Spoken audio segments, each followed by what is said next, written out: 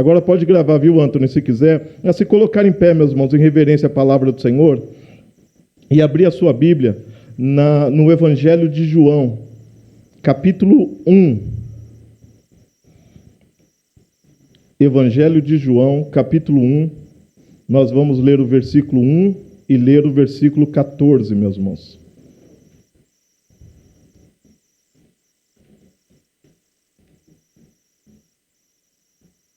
Evangelho de João, capítulo 1, verso 1. Quem achou diz, ô glória. Ô glória, amém. Diz assim a palavra de Deus: no princípio era o Verbo, e o Verbo estava com Deus, e o Verbo era Deus. Versículo 14, meus irmãos. E o Verbo se fez carne, e habitou entre nós, cheio de graça e de verdade, e vimos a sua glória, glória como unigênito do Pai. Vamos orar mais uma vez? Senhor, em nome de Jesus, ministra ao nosso coração a tua santa palavra, Pai. Que nesta manhã de comemoração da sua ceia, que nós possamos nos lembrar do Verbo que se fez carne e habitou entre nós. Que possamos se lembrar, Senhor Deus, da palavra do Verbo encarnado no nosso meio. E que essa palavra nos transforme, nos edifique para a tua glória. Que não seja o homem, mas o teu Espírito Santo a falar em nós, através de nós, para a glória do teu nome. Ilumina mentes e corações, para que ouçamos, entendamos, creiamos na tua palavra. E que a nossa vida seja, de fato, para a tua glória. É o que nós te pedimos e oramos no nome santo de Jesus. Amém. Glória a Deus. Pode sentar, meus irmãos. Hoje, meus irmãos, nós vamos começar nesse tema, vai ser um misto de escola bíblica e um misto de pregação, tá certo? Não vai ser uma escola bíblica porque nós não vamos outorgar a palavra para você perguntar. Porque se você vai perguntar e outro vai perguntar, nós tiramos o tempo que é da ceia. Mas eu vou trazer aqui algumas informações a respeito da reforma, para que você entenda o que foi a reforma. Para que você entenda a importância da reforma e para que você entenda, meu irmão, que você está aqui hoje, diante da palavra de Deus, de nós termos essa liberdade de explanar a palavra de Deus, ler a palavra de Deus, é algo que foi comprado com alto preço. Pessoas deram sua vida, pessoas derramaram sangue para que isso chegasse até nós. Porque isso aqui, há algum tempo, meu irmão, a palavra de Deus não era colocada aos povos, era escondida. A palavra de Deus apenas era um acesso ultra restrito, algumas pessoas específicas tinham acesso. E pessoas se levantaram falando, não, todo povo tem que ter acesso à palavra de Deus. E aí vem a reforma protestante, nós vamos falar dos pré-reformadores, vamos falar o que foi o período da reforma, contra-reforma, e vamos por aí, meus irmãos. Mas hoje eu quero tratar com vocês sobre o primeiro pilar da reforma, que no dia 31 de outubro, Martinho Lutero, ele coloca nas portas das igrejas 95 teses. Hoje nós falamos 95 teses, mas são 95 declarações. São declarações, algumas declarações com 3, 4, 5 parágrafos, com essas 5 afirmações, com essas 5 bases. E hoje a primeira base que nós vamos ver é a sola escritura, que é somente a escritura. E esse texto começa, meus irmãos, dizendo assim, no princípio era o Verbo, e o Verbo estava com Deus, e o Verbo era Deus. Que verbo é esse, meus irmãos? E o princípio era o Verbo, e o Verbo estava com Deus, e o Verbo era Deus, Jesus Cristo. Jesus Cristo era o Verbo, era a palavra. E quando fala verbo, meu irmão, ou a palavra, Jesus Cristo era a palavra, é a palavra ativa. Quando João ele está escrevendo, meu irmão, a Bíblia, nada na Bíblia está por acaso. Nada na Bíblia tem coincidência. E nada na Bíblia foi escrito à toa. Era muito caro para escrever, meu irmão. A escrita era muito cara. Para escrever, meu irmão, o material para escrever hoje era muito caro. Hoje não, hoje a gente escreve o que quer, tem várias formas de escrever, igual foto. Lembra de antigamente, meu irmão? Antigamente você ia... Quem é da minha época vai lembra você comprava os negativos, lembra? Tinha 12 poses, 24 poses, e tinha uns que era mais endinheirado, o Tonhão, assim, por exemplo, aí ele já comprava aquele negativo de 36 poses, né? E aí a gente ia para uma viagem, num passeio. Aí, opa, eu tenho 12 fotos para tirar. E quando queimava o negativo, dava uma raiva, meu. Aí você ia lá, tinha máquina fotográfica. Não era todo mundo que tinha máquina fotográfica, não, que era caro. Lembra disso aí, meu irmão? Você lembra disso? E aí ia lá, a gente escolhia bem a foto. Eu só tenho 12 fotos para tirar. E aí a gente escolhia bem o momento, o local, e aí tirava a foto. E depois que tirava a foto, tinha que tirar as 12 fotos, esperar tirar as 12 fotos. Depois que tirava a foto, o que fazia, meus irmãos? Tinha que revelar, meu irmão. Aí, ó. A Gabriela falou, o que o pastor está falando? Não viveu isso, né? A Gabriela deve estar falando, o que é isso, pastor? E aí levava para revelar. Demorava-se alguns dias e pagava para revelar. Né, meu irmão? Era desse jeito. Então a gente escolhia bem, porque o processo era caro. E, meu irmão, você imagina no tempo aqui, no tempo de Jesus, no primeiro século. Os materiais não tinham folha de sulfite. Os materiais eram caros, tinta era caro, não tinha assim em toda a esquina. Então, as palavras eram muito bem escolhidas. E quando João está escrevendo aqui, o apóstolo João ele está escrevendo, quando ele diz no princípio era o verbo, ele sabia a palavra que ele está usando, e o verbo era Deus, e o verbo estava com Deus. Quando ele diz assim no versículo 14, o verbo se fez carne e habitou entre nós, vimos a sua glória como a glória do unigênito, ele está querendo comunicar algo para os judeus, ele está querendo comunicar algo também, que o evangelho foi destinado aos gentios é tudo aquilo que não é judeu. E o judeu, ele entendia, a palavra era o verbo ativo. Na cabeça do judeu era assim, quando a palavra de Deus vinha, acontecia algo, era um agente ativo. Por exemplo, os judeus, ele entendia, que lembra do João capítulo 1, Gênesis capítulo 1, versículo 1? Quem lembra desse versículo, meu irmão? Kevin, Gênesis 1, 1. Valendo o PlayStation que o seu pai vai te dar. Ah, vai pegar a Bíblia, né, meu irmão? Gênesis 1, 1. No princípio, calma, você está lendo o 2, meu irmão. Você está falando o versículo 2. No princípio... Aí, ó, tá melhor do que o presbítero, hein? Ah, ela tá lendo. Ela tá lendo. Fui elogiar. Tá bom. No princípio criou Deus os céus e a terra. Olha aqui, meu irmão. No princípio criou Deus os céus e a terra. Versículo 2, aí vem o que Davi disse. A terra era sem forma e vazia. Ou seja, Deus criou, mas a terra estava sem forma e vazia. E o que Deus faz, meu irmão, no versículo 3? Como que está escrito o versículo 3, ô Gabriela? Agora pode ler, Gabriela. E Deus disse o quê? E Deus disse, haja luz. Essa palavra de Deus ativa, essa palavra de Deus na criação é o verbo. É o verbo. É como se Deus, ele desse o comando e Jesus fosse lá e fazia aquilo que Deus mandou. Esse é o verbo ativo. Então, na cabeça do judeu, ele entendia isso. Que quando diz que no princípio era o verbo, é o verbo ativo. Ele liga isso. E para o não judeu, ele entendia o seguinte, a época ali, meus irmãos, era uma época onde a filosofia ocidental vinha da Grécia. Os grandes filósofos da Grécia, aqueles que a mentalidade, a filosofia, a teoria dos filósofos é que estava moldando o mundo na época, o mundo ocidental na época.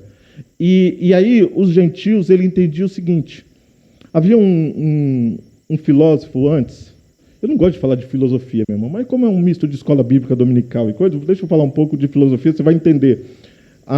Havia um filósofo chamado Platão, já ouviu falar desse cara, Platão?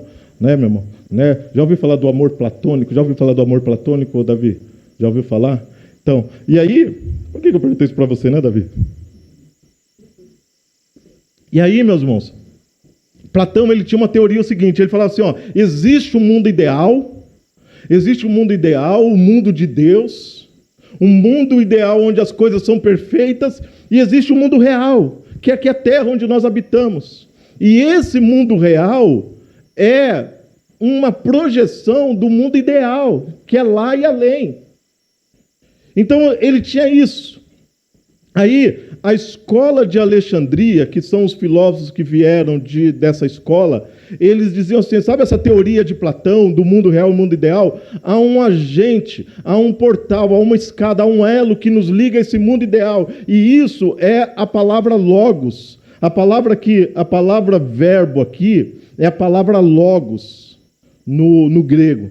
E ele falava, o logos é esse portal, é essa escada, é esse elo que nos liga ao mundo ideal e ao mundo real. E quando vem João escrever isso aqui, João está comunicando para os judeus e está comunicando para os gregos. E falando para os judeus, lembra aquele verbo ativo quando Deus disse, haja luz? Quando está falando para os gregos, lembra esse elo que vocês falam, esse logos?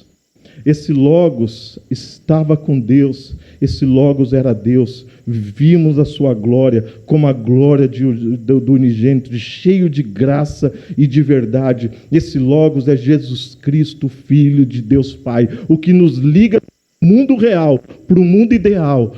Esse elo que nos faz ligar é Jesus Cristo de Nazaré. Era isso que o apóstolo João estava comunicando. Amém, meus irmãos? Jesus Cristo é o agente que liga. E aí, meus irmãos, deixa eu falar para os irmãos.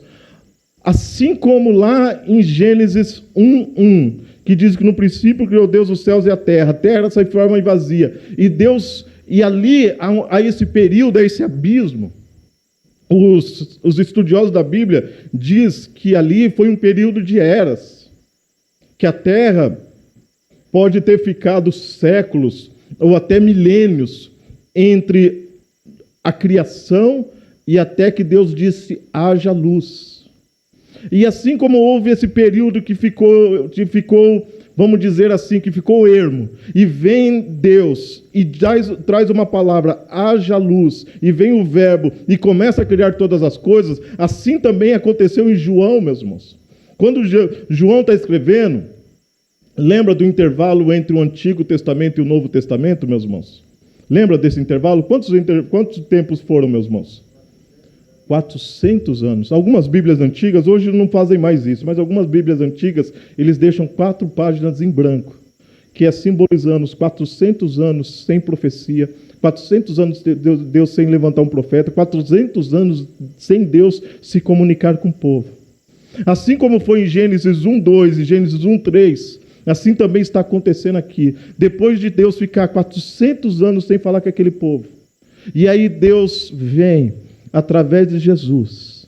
E o apóstolo João, ele começa o evangelho dele dizendo, no princípio era o verbo, a palavra, o logos. E o logos se fez carne e habitou no meio de nós e vimos a sua glória cheia de verdade. E meu irmão, e aí, quando ele está falando isso, é Jesus. Ele está falando o verbo de Deus, o verbo ativo de Deus, a palavra de Deus está em Jesus. É o Messias, Jesus é esse verbo. E Jesus, ele tinha que vir eles esperavam o Messias de 3 características, tinha. Eles esperavam o Messias com uma característica de rei, de profeta e de sacerdote. E Jesus Cristo tinha essas características, meus irmãos. Ele tinha muito mais do que isso. Porque o rei, meu irmão, a característica do rei, e os discípulos esperavam isso, o povo de Israel esperava isso, um rei que fosse libertar Roma. Mas Jesus, ele vem mais do que um rei, porque os reis da terra são servidos. Os reis da terra, eles são servidos. E Jesus disse assim, olha, o Filho do Homem não veio para ser servido, mas ele veio para servir e dar a sua vida em resgate de muitos. Está lá em Mateus capítulo 20, versículo 27. Então, ele é muito mais do que um rei, porque o rei não é servido, ele serve. Jesus, ele é muito mais do que o profeta, porque o profeta é aquele que declara a palavra de Deus. Jesus Cristo, ele não apenas declara a palavra de Deus, Jesus Cristo é a palavra de Deus, meu irmão. Amém, meu irmão? Lembra-se sempre disso, meu irmão. Toda vez que você está alimentando da palavra, você está alimentando Jesus. Jesus é o verbo, Jesus é o logos, Jesus é a palavra ativa. É por isso, meu irmão, que toda pessoa, quando vai na Bíblia, quando vai na Escritura, e quando vai na Escritura com o coração aberto, crendo na Escritura, é impossível ele não ser transformado e a palavra de Deus não ser encarnada nele, porque Jesus Cristo é a palavra, Jesus Cristo é o verbo, e o verbo que se fez carne habitou entre nós. Jesus Cristo é a palavra de Deus, amém, meu irmão? Jesus, ele disse em João 17, Pai, santifica-os na verdade, a tua palavra é a verdade. Então, meu irmão, se alimentar da palavra é se alimentar de Jesus, amém, meu irmão? Apocalipse capítulo 10, tem um texto, uma visão que João ele tem, esse mesmo João, ele tem uma visão e ele vê o livro, e ele vê o livrinho e o livro fechado. E ele fica triste porque ele vê que ninguém tem autoridade para abrir o livro. E aí ele vê até que o Filho de Deus, ele vem e abre o livro. E aí vem uma voz para ele e fala assim, coma do livro. E ele não entende nada, fala assim, coma do livro. E ele come o livro. E ele diz assim, quando ele come o livro, no princípio era amargo, mas depois se tornou doce como mel. Ali, meu irmão, é lógico que é um ato profético. Ali não é um ensinamento literal para todo mundo falar, vamos fazer igual o João fez na profecia, vamos comer a Bíblia. Mas ele diz assim, meu irmão, que ele viu o livro e que havia um que era digno de abrir o livro, Jesus Cristo de Nazaré. E ele tem autoridade, ele não apenas tem autoridade para abrir o livro, mas ele é a palavra de Deus, o Logos de Deus. E a palavra de Deus, ela tem que ser encarnada, ela tem que ser centralizada, ela tem que ser internalizada dentro de nós, meu irmão. É por isso que Jesus Cristo, ele era a palavra proclamada, lembra? Jesus era a palavra proclamada, era o verbo, e o verbo se encarnou, se fez carne e habitou no meio de nós e vimos a tua glória. Sabe, meu irmão, um dia todos nós tivemos a palavra proclamada. Um dia todos nós ouvimos a palavra de Deus, o evangelho da salvação. Um dia todos nós ouvimos que nem outra salvação, porque nos céus, na terra e debaixo da terra nenhum nome é dado entre os homens, no qual importa que sejamos salvos. Um dia todos nós ouvimos que disse Jesus, eu sou o caminho, a verdade e a vida. E ninguém vem ao Pai, senão por mim, disse Jesus.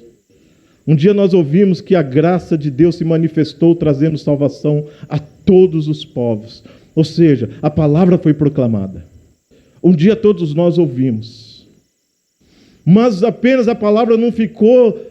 Em muitos de nós a palavra não ficou apenas proclamada, apenas não entrou no ouvido, mas essa palavra foi encarnada. Essa palavra entrou dentro de nós e mudou a nossa vida. Essa palavra fez a gente mudar nossos princípios, nossos valores, nossos modos de viver. Essa palavra nos trouxe esperança. Essa palavra nos trouxe fé. Essa palavra nos trouxe propósito. Essa palavra trouxe para nós que a vida não é um apenas morreu, acabou, mas há uma vida eterna. É por isso que Jesus disse em João capítulo 11, versículo 25, eu sou a ressurreição e a vida. Aquele que crê em mim, ainda que morra, viverá eternamente. E essa palavra foi encarnada dentro de nós. Amém, meu irmão? Quem essa palavra já foi encarnada dentro de você, levanta sua mão e dá um glória a Deus, meu irmão.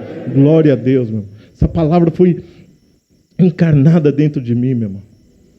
Jesus disse, eis que estou à porta e bato. Se alguém ouvir a minha voz, eu entrarei em sua casa, cearei com ele e ele comigo.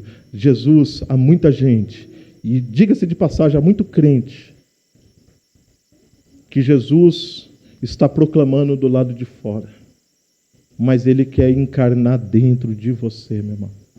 Ele quer entrar dentro de você, fazer morada.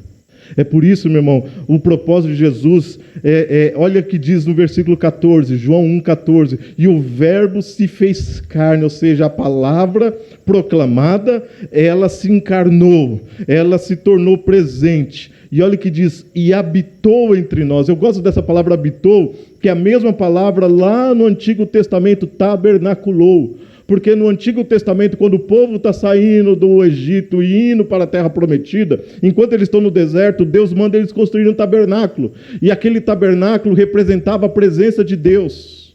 E Jesus ele está dizendo assim que o Verbo se fez carne e habitou entre nós, tabernaculou entre nós, ele veio morar em nós. É por isso, meu irmão, que João capítulo 14, versículo 27 diz assim que eu virei, eu e o Pai viremos e habitaremos nele, naquele que crê. É por isso que Jesus habita em nós pela presença do Espírito Santo de Deus. Aquele que Jesus habita, dá um glória a Deus, meu irmão. Amém. Hoje eu estou igual Davi, meu irmão. Glória a Deus por isso, meu irmão.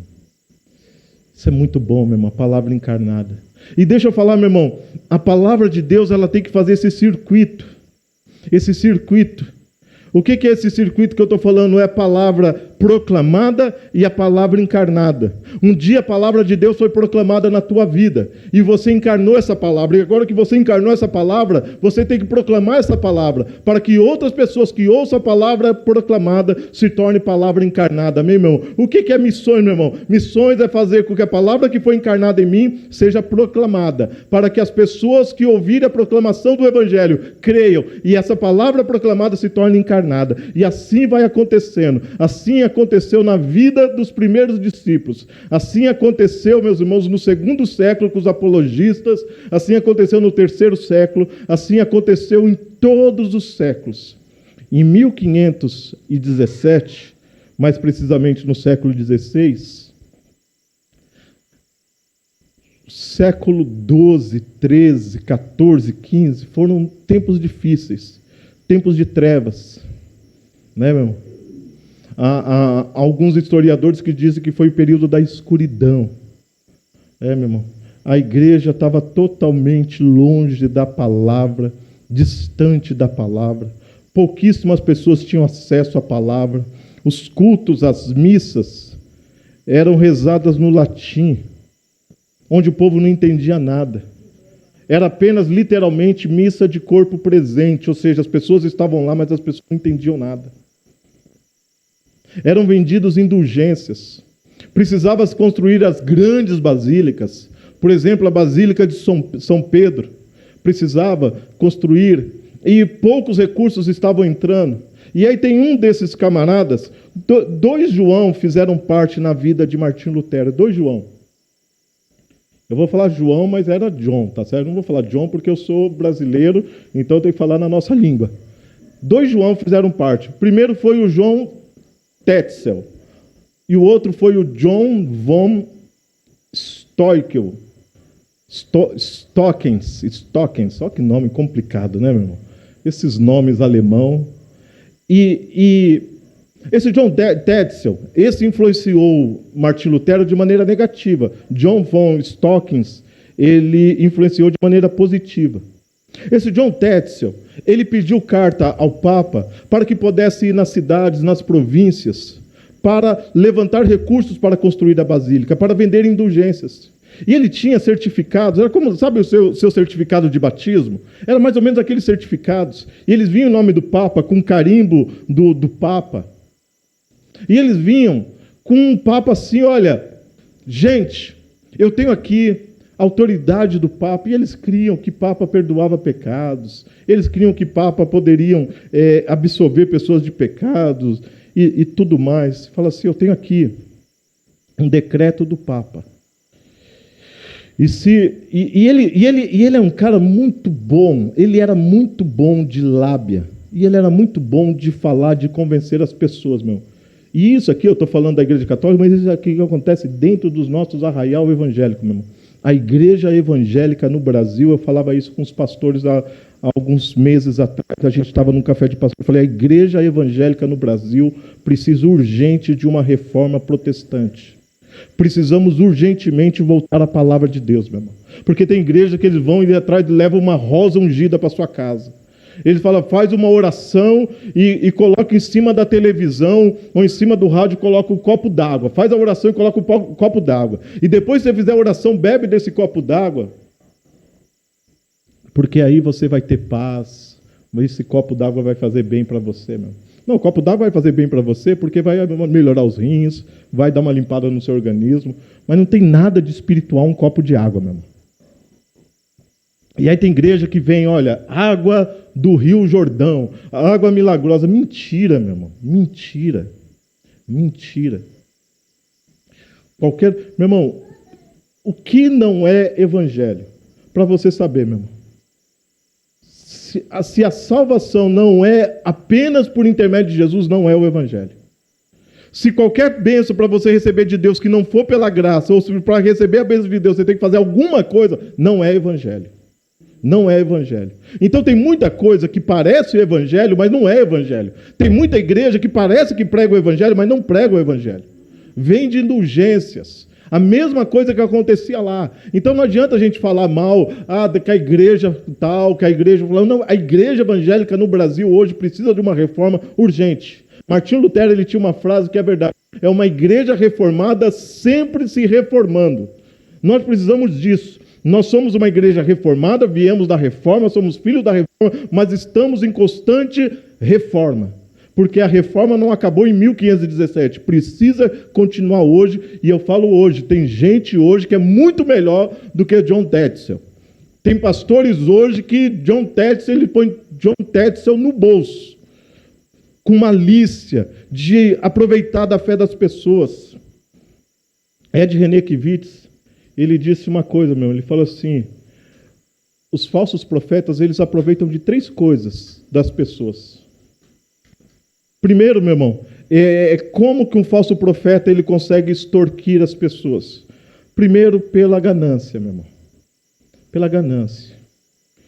Imagina, meu irmão, eu venho com uma pregação aqui, olha, irmãos, Deus, ele colocou no meu coração, nós temos agora, deixa eu tentar, eu não consigo imitar um falso profeta, meu irmão. Eu não consigo, ainda graças a Deus que eu não consigo. Mas, irmãos, Deus me deu uma visão. E olha, meu irmão, Deus vai restituir este ano ainda. Ainda estamos em outubro, este ano ainda. Irmão, depois dá um jeito de colocar isso aí, que não vai... Cuidado de editar isso aí, meu irmão. Se editar só essa parte, vai falar, olha o que o pastor está pregando.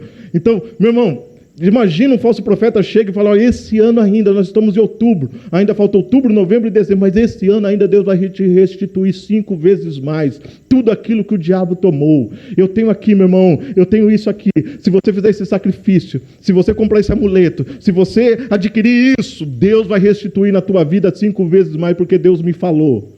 Ah, meu irmão. Aí você chega, 5 vezes mais? Opa! A poupança está dando 0,25 por mês. Um rendimento bom aí, um investimento bom, não tem nem 1000%. Eu vou nesse investimento. E é como se a igreja fosse um banco de investidores, meu irmão. Ou então, se não é pego na ganância, é pego no medo. É pego no medo. Meus irmãos, o diabo está tentando destruir a tua casa. O diabo está tentando destruir você. Meu irmão, Deus me revelou que há um trabalho sobre a tua vida. E o diabo quer destruir você. Mas Deus já me deu a resposta. Como você desfazer esse trabalho. Né? Tem a macumba e aí eu venho com a boa cumba. Só que toda vez, meu irmão, para desfazer esse trabalho, você tem que fazer o sacrifício. E esse sacrifício, diga-se, não, o irmão aqui da igreja. O irmão aqui da igreja. Chegou uma tarde, ele me ligou, pastor, eu estava assistindo a Musical FM 105.7, estava tendo lá o apóstolo fulano de tal. E aí, pastor, eu liguei lá. E aí ele falou, pastor, que há um trabalho sobre a minha vida, que o diabo quer destruir o meu casamento. E coincidiu que ele e a esposa estavam passando por uma crise.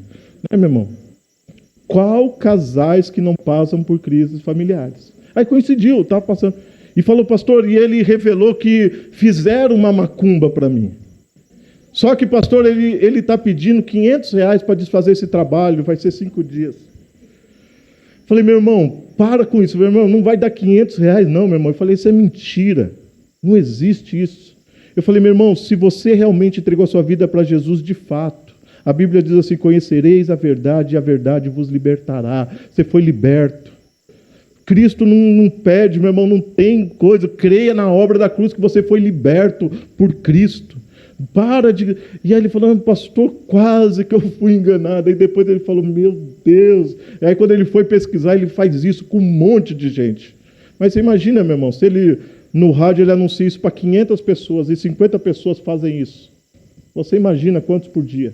Tem um aí que vende um tal de mezuzá. R$900. Que você usando aquele, tipo um gente, que você usando aquilo ali, a bênção de Deus vai estar sobre a tua vida, sobre a tua casa e sobre os teus negócios. R$900 não. Imagina o cara vende 10 por dia, um negócio desse. Então, meu irmão, se não é pego pela ganância, é pego pelo medo. E se não é pego pelo medo, meu irmão, se não é pego pelo medo, sabe como é pego, meu irmão? Pela culpa. O Ed René Kivisa disse isso, meu irmão. É a ganância, o medo e a culpa. Imagina, Deus me revelou aqui que você está em pecado. Deus me revelou aqui, e aí, meu irmão, a culpa. Todos nós temos algo do qual nós não orgulhamos de ter feito. E aí a gente fica trazendo isso à tona. E aí você precisa, e aí quando a gente se sente culpado de algo que a gente fez, a gente quer eliminar essa culpa. E nós achamos que nós precisamos fazer algo para eliminar essa culpa dentro de nós. Porque nós não aceitamos, muitas vezes, o orgulho é isso, é de não aceitar a graça de Deus. É não crer que a palavra de Deus diz em João 1,9, se confessarmos os nossos pecados ao Senhor Jesus, Ele é fiel e justo para nos perdoar e nos purificar de toda injustiça. Não precisa de nada disso, meu irmão. Mas aí voltando, meu irmão, John Tetzel, ele era muito bom nisso. Ele chegava a pegar como se fosse um isqueiro, ele pegava uma chama e colocava assim, ó, ele deixava a sua mão queimando, a sua mão ficava avermelhada, começavam umas bolhas, ele fazia isso. Ele falava, olha aqui, olha, apenas esse foguinho, em apenas 1 segundo na minha mão, olha como a minha mão ficou. E ele falou assim, agora imagina o seu irmão, o seu pai, a sua mãe, que morreu e que está no estado intermediário. Mas o Papa aqui, ele trouxe um edito, e que se você adquirir isso aqui, você pode comprar isso para que tirar do estado intermediário, tirar o seu pai, a sua mãe, tirar que está naquele tormento, naquele lugar de tormento, e vai levar para um lugar de paz, para o paraíso, para o céu. Ele era bom, meu irmão. Ele falava assim, olha, eu tenho aqui um induto do Papa, que pode absolver os teus pecados. Mas havia um, meu irmão, que se a pessoa desse um pouco a mais, ele dizia assim, meu, isso está lá nos livros de história, meu irmão. Ele dizia assim, olha, que você pode até, olha isso, meu irmão, olha a palavra que ele usou. Ele falou, você pode até estuprar a Virgem Maria, mas você com esse induto, você vai ter a absolvição de todos os teus pecados. Olha que absurdo, meu irmão. Agora eu falo, meu irmão, as pessoas adquiriam ou não adquiriam esse certificado, meu irmão? Adquiriam. Por quê? Porque o povo não tinha acesso à Bíblia. O povo não tinha acesso à palavra. O povo não conhecia a graça. Então o povo queria, porque quem é que não queria ir para o céu? Quem é que não queria que o seu ente querido, que tanto amava, fosse para o céu? Ele fazia qualquer coisa para isso. Então John Tetzel, muitas indulgências foram vendidas por ele. E ele está lá na cidade de Wittenberg, na cidade de Lutero. E ele vem falando a respeito disso. E Lutero, ele vê aquilo, e Lutero foi bem na semana, foi bem uma semana antes, Lutero angustiado, Lutero aflito, Lutero era um homem muito angustiado da alma. Quando você vê o hino mais antigo da nossa fé cristã, que é o hino Castelo Forte ao Nosso Deus, você vê o hino o tempo todo ele falando do diabo. Lutero, ele teve batalhas em toda a sua vida, ele teve batalhas espirituais. Várias vezes o diabo se materializou para Lutero. Lutero era um homem muito inquieto, angustiado. E Lutero, numa dessas angústias, ele foi para o mosteiro. E foi morar no mosteiro e começou a estudar a Bíblia. E um dia nos jantares com outros monges, e aí chega esse outro João positivo, John von Stalkes. E aí chega e vê Lutero cabisbaixo, triste, semblante caído. E fala assim, o que está acontecendo, Lutero? E aí chama Lutero para tomar um chá, para conversar em particular. E nessa conversa, Lutero ele começa a dizer assim, olha, eu achei que eu vindo para cá, eu achando que eu sendo um monge, eu achando que eu sendo um estudioso da Bíblia, eu achei que eu ia ter paz. Eu achei que essa culpa pelos pecados iam sair da minha vida, mas eu sou inquieto, eu não tenho paz, eu não consigo ter a segurança da salvação. E aí John von Stott, cheio da palavra encarnada, ele fala assim: Lutero, o seu problema é que você está lutando para ter segurança da vida eterna pelo aquilo que você faz. E você tem que crer não aquilo que você faz, mas você tem que crer naquilo que Cristo fez por você, Lutero. Você tem que crer na graça. Aquilo que Cristo fez por você na cruz não é o que você faz que vai te dar paz e segurança e absolvição dos seus pecados. Não é o que você faz, Lutero. É o que Cristo fez por você na cruz. E você precisa se apropriar da graça. E você precisa estudar. E aí ele recomendou 2 livros para Lutero. O primeiro foi Romanos. E o segundo foi Gálatas. E foi 2 livros que Lutero encarnou. Inclusive, quando ele começou a dar aula, os 2 livros que ele dava aula nos estudos bíblicos lá no mosteiro, era de Romanos e de Gálatas. E a palavra proclamada sobre a vida de Lutero se tornou palavra encarnada. Ele encarnou a graça de Deus. E quando vem John Tetzel dizendo isso, meu irmão, e aí ele revoltado com aquilo, inquieto com aquilo, sabendo que tudo aquilo era mentira, tudo aquilo era heresia, que a palavra de Deus era a palavra da graça. E ele vendo aquilo, ele se revolta. E ele crava, no dia 31 de outubro de 1517, nas portas de todas as catedrais e as igrejas ali.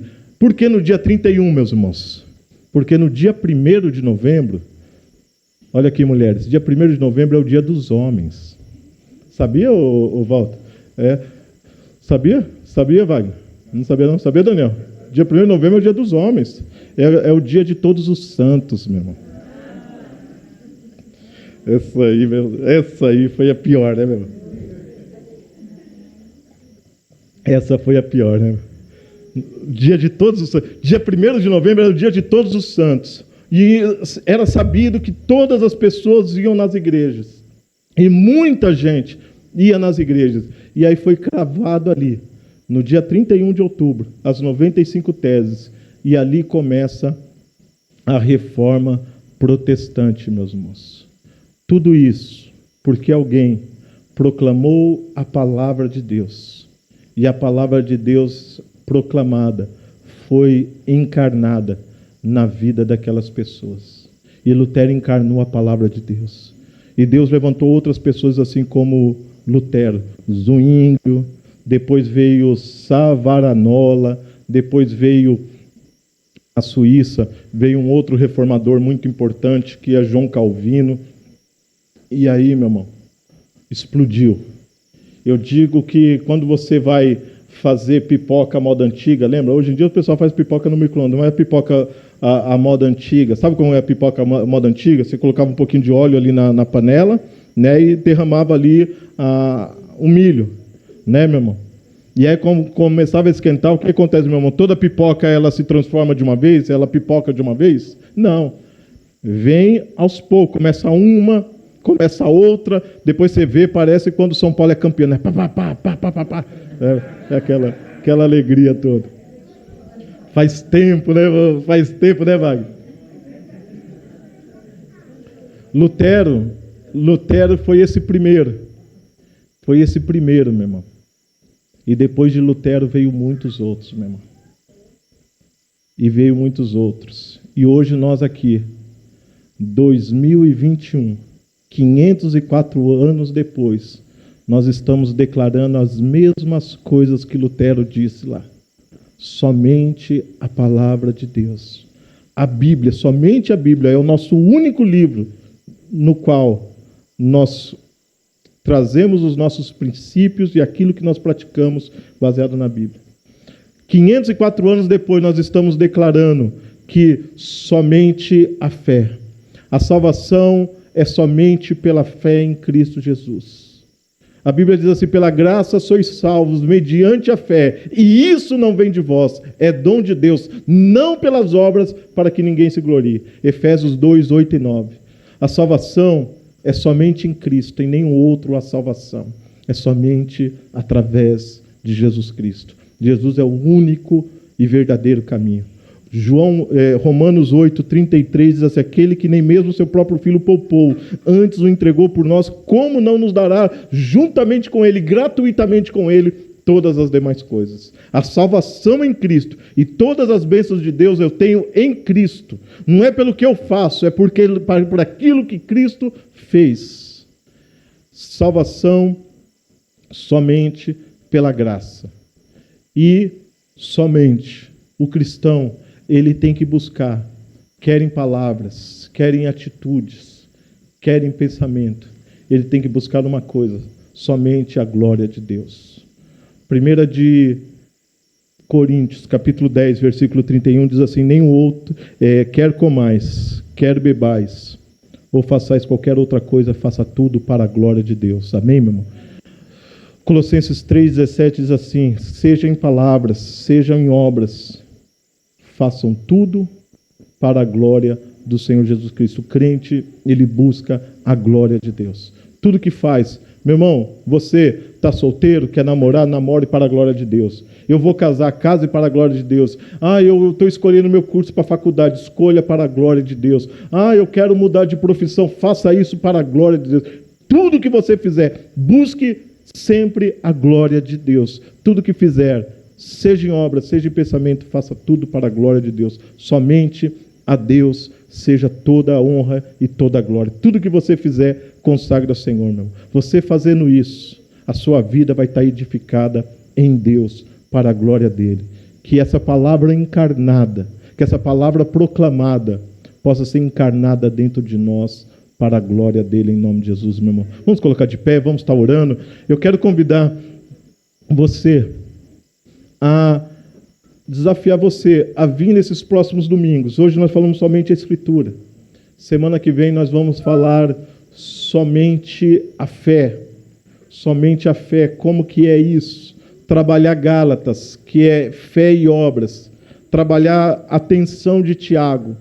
Como que a salvação é pela fé, então não é pelas obras. Então o cristão não tem que fazer boas obras. Como essa relação entre fé e obras, nós vamos falar na semana que vem, dentro desse cronograma que nós temos aí. E até, meu irmão, o último dia, lá no último domingo de outubro, nós vamos falar somente a glória de Deus. O que é, na prática, viver para a glória de Deus? É a gente se enfiar no mosteiro, é a gente ficar aqui 24 horas na igreja. O que é viver para a glória de Deus? É você fazer o que você faz.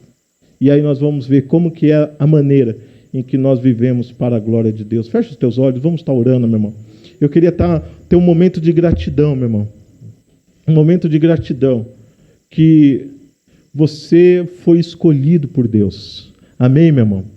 A Bíblia diz assim: não foi vocês que me escolheram, mas foi eu que escolhi vocês, para que vocês vão e dê frutos e para que o fruto permaneça. Não foi nós que escolhemos a Deus, foi Deus que nos escolheu. Não foi nós que amamos a Deus primeiro, foi Ele que nos amou primeiro. E eu queria agradecer a Deus, porque esse evangelho da graça chegou até mim, até você. Deus nos deu entendimento da palavra, Deus iluminou a sua mente, Deus iluminou o seu coração. O evangelho da graça chegou até nós. Se nós cremos em Jesus Cristo, se nós cremos na palavra, que a Bíblia é a palavra de Deus, foi porque o evangelho nos iluminou. Eu queria ter esse tempo de gratidão, que você levantasse as suas mãos para os céus e agradecesse pela salvação em Cristo Jesus.